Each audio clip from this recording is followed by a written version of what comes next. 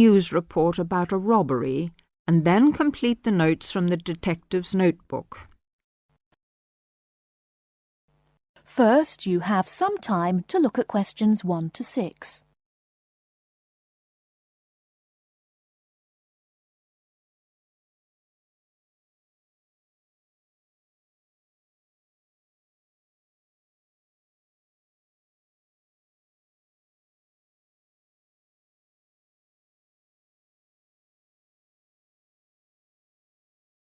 Now we shall begin. You should answer the questions as you listen, because you will not hear the recording a second time. Listen carefully and answer questions 1 to 6.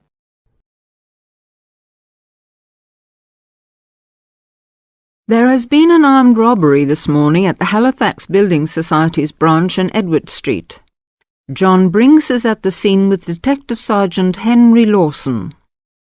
Detective Sergeant, can you tell us what you know about the robbery?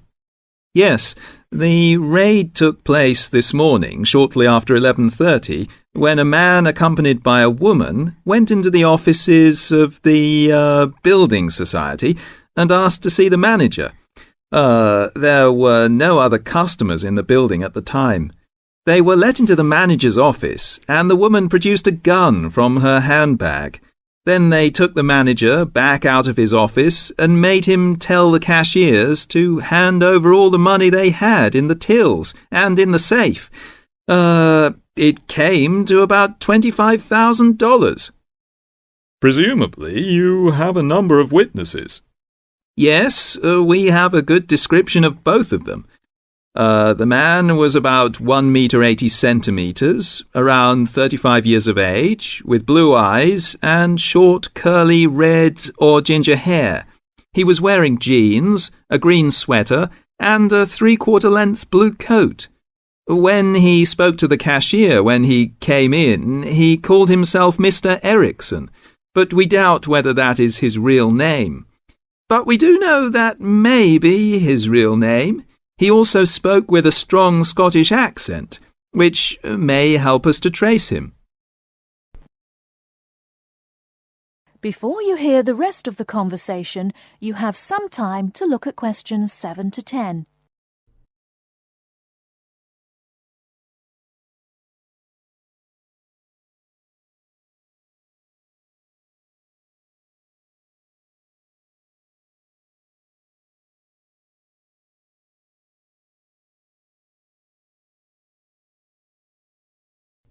Now listen and answer questions 7 to 10.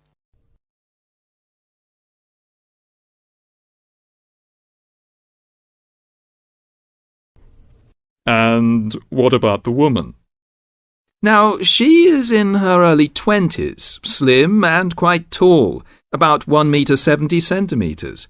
She was wearing a long white raincoat, which was quite loose-fitting, and which she didn't take off. She had a beige handbag, which they used to hide the gun in.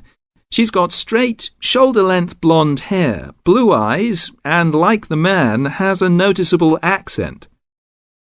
Do you have any other information? Yes, the car they used was seen by 2 or 3 people. It's a blue or dark blue Ford Escort, and we have the registration number. And it's G595ERI. I'll say that again. It's G595ERI. Now, the car was stolen from Bishopstone just over a week ago, so if anyone has seen it in the last week, we would like to hear from them. We also know that the car's front left headlight was broken when it was stolen, and is still broken, we think. So, you would like information from the public about the car? Yes, and the people. We're appealing to anyone who thinks they may recognise the 2 robbers or know anything about the car. We've set up an incident room in Swindon, and the telephone number is 774529.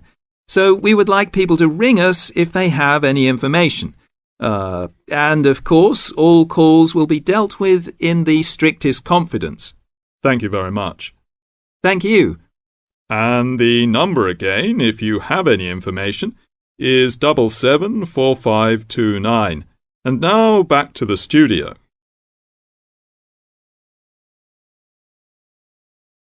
That is the end of part 1. You now have half a minute to check your answers.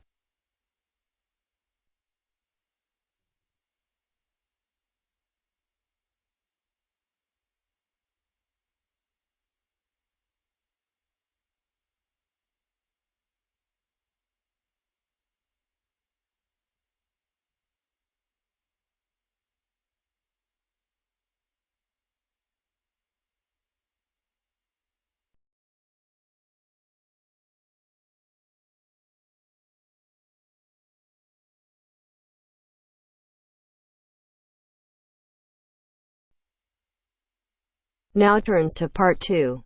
Part 2. You will hear an extract from a talk about facilities for students with disabilities. First, you have some time to look at questions 11 to 13.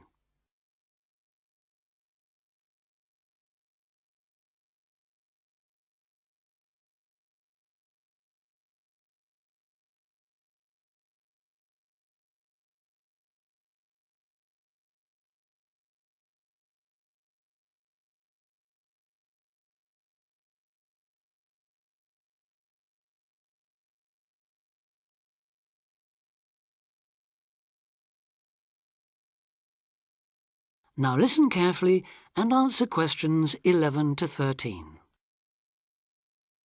Welcome to Student Times, the programme with all the latest on what's happening at universities around the country. Today we'll be discussing disabled applicants and the kind of support they can expect to find, or not find, at the university of their choice. With me to tell us more is Student Disability Advisor Sally Taylor. Good morning, Sally. Good morning, Hugh. I'd like to start by pointing out that although 1 in 4 people has some kind of disability, the proportion among students is much lower. This is partly because most students are under 25 and many people only develop their disabilities as they get older, but it's also because some universities don't do much to encourage access. It is true, though, that some have quite sticky problems when it comes to, for instance, wheelchair access, ancient buildings, cobbled streets built centuries ago, and so on. When faced with such a situation, some universities make an extra special effort to provide for students with particular disabilities, while others have specialist accommodation. In fact, all universities should have a written policy statement on students with disabilities, setting out what facilities they have, what their attitude is, and what they're prepared to do. But having said that, only you can properly understand the challenges of any disability you have, and so before accepting a place at a university, or even while you're considering applying, if only to raise the university's awareness, it's good to talk to them and find out how much they can and will do for you. The problem is who to talk to. Most universities and some students' unions have a disability advisor who is supposed to know what facilities they already have and will help with further arrangements if necessary or possible. However, all too often this person is a token. Sometimes it's just an extra responsibility given to a secretary. They don't know what the situation is in practice, and they don't have any real authority to change anything. So, given that for any prospective student it's best to visit a university before applying, it's an especially good idea for students with disabilities or special needs to check whether the place really does come up to scratch. In general, the university should provide personal care and assistance, and there are certain key features to look out for if you have a particular disability, including the following. Before you hear the rest of the talk, you have some time to look at questions 14 to 20.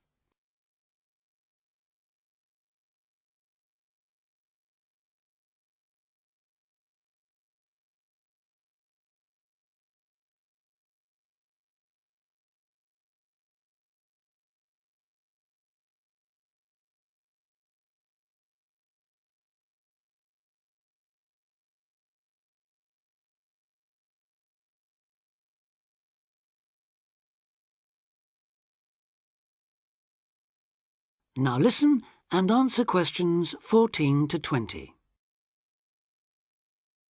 Firstly, if your mobility is impaired, check there are ramps and easy access to all buildings, not just accommodation or teaching rooms. Then, when you're inside, look for clear instructions on fire and emergency procedures for the disabled. Also, make sure there are lifts that work, not the usual ones that seem to be out of order half the time. And check for suitable lavatory facilities.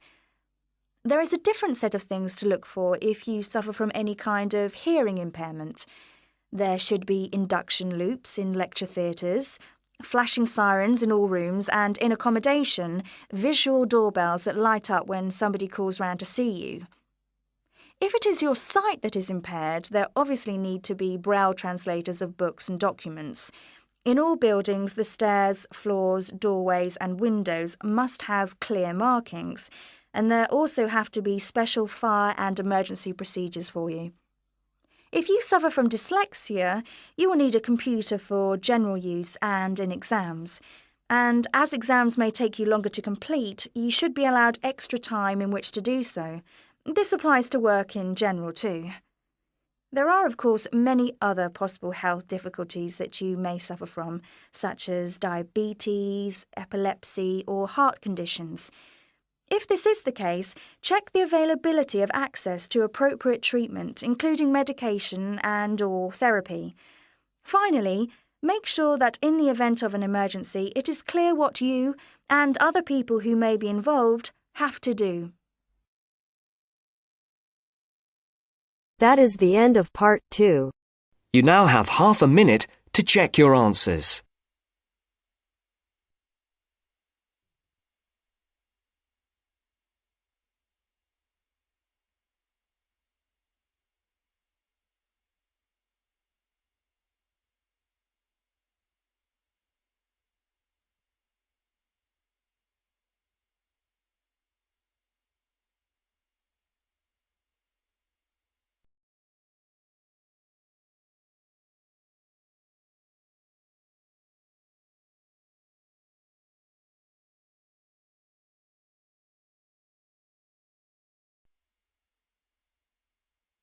Now turns to part 3. Part 3. You will hear two geography students, Jack and Katie, talking about a field trip to Kenya in Africa. First, you have some time to look at questions 21 to 24.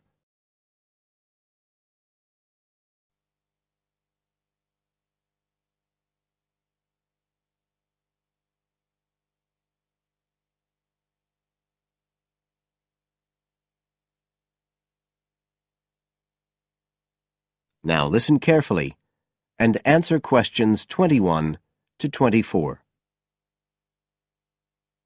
Katie, hi. Thanks for inviting me round. Oh, thanks for coming. I know you're up to your neck in finals revision, but I've got to make up my mind about next year's geography field trip, and I'd really like your advice. We've got to choose between an African trip and one in Europe.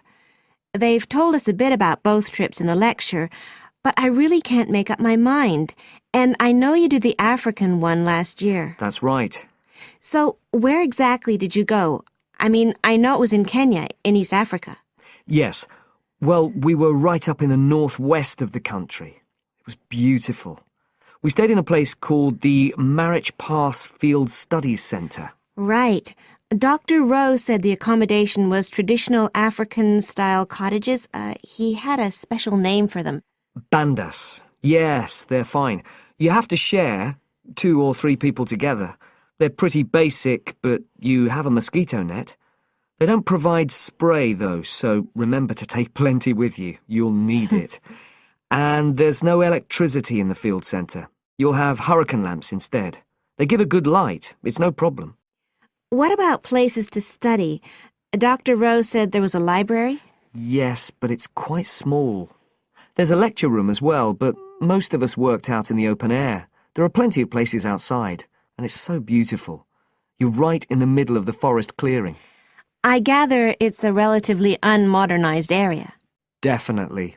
They actually set up the centre there because it's on the boundaries of 2 distinct ecological zones.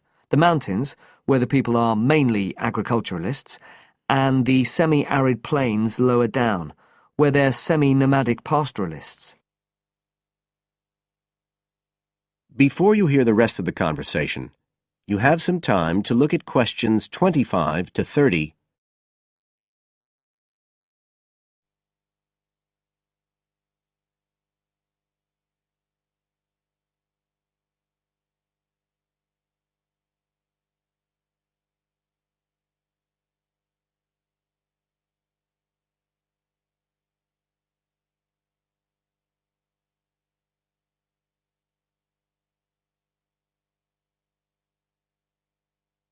Now listen and answer questions 25 to 30. So, how much chance did you get to meet the local people there? Did you get the chance to do interviews? Yes, though we had to use local interpreters, but that was okay. Then we did field observation, of course, looking at environmental and cultural conditions, and morphological mapping. What's that? Oh, looking at the surface forms of the landscape, the slope elements and so on. What about specific projects? Yes. After the first 2 or 3 days, we spent most of our time on those. We could pretty well do what we wanted, although they all had to relate to issues concerned with development in some way. People did various things. Some were based on social and cultural topics, like the effect of education on the aspirations of young people, and some did more physical process-based studies, looking at things like soil erosion. My group actually looked at issues relating to water, things like sources such as rivers and wells, and quality and so on. It was a good project to work on, but a bit frustrating. We felt we needed a lot more time, really. Right. Dr. Rowe did say something about limiting project scope. Yes, he told us that too at the beginning, and I can see why now. What else? Well, we had some good trips out as part of the course. We went to a market town, a place called Sigur. That was to study distribution. And to look at agricultural production, we went to the Weiwei Valley. That's an important agricultural region. And what about animals? Did you have a chance to go to a national park? Sure. We did a trip on the last day, on the way back to the airport at Nairobi. But actually there was lots of wildlife at the field centre. Vervet monkeys and baboons and lizards. It does sound good. It was excellent, I'd say. In terms of logistics, it was very well run. But it was more than that. I mean, it's not the sort of place I'd ever have got to on my own. And it was a real eye-opener. It got me really interested in development issues and the way other people live. I did find it frustrating at the time that we couldn't get as far as we wanted on the project. But actually, I'm going to follow it up in my dissertation. So it's given me some ideas and data for that as well. So you'd say it was worth the extra money? Definitely. That is the end of part 3. You now have half a minute to check your answers.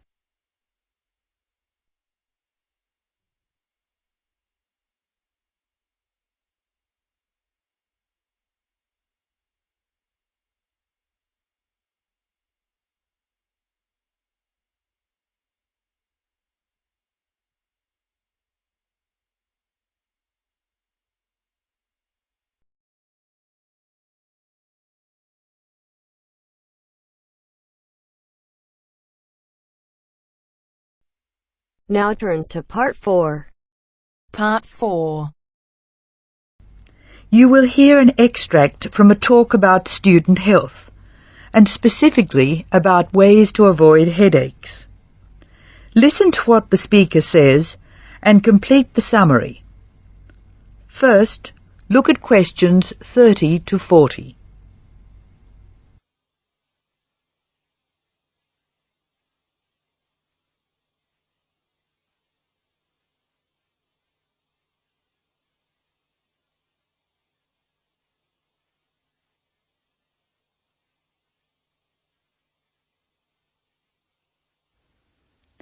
As you listen to the talk, answer questions 30 to 40.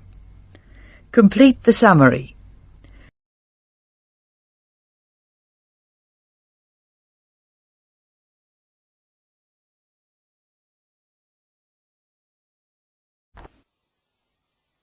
Hello, welcome to the Student Orientation Programme.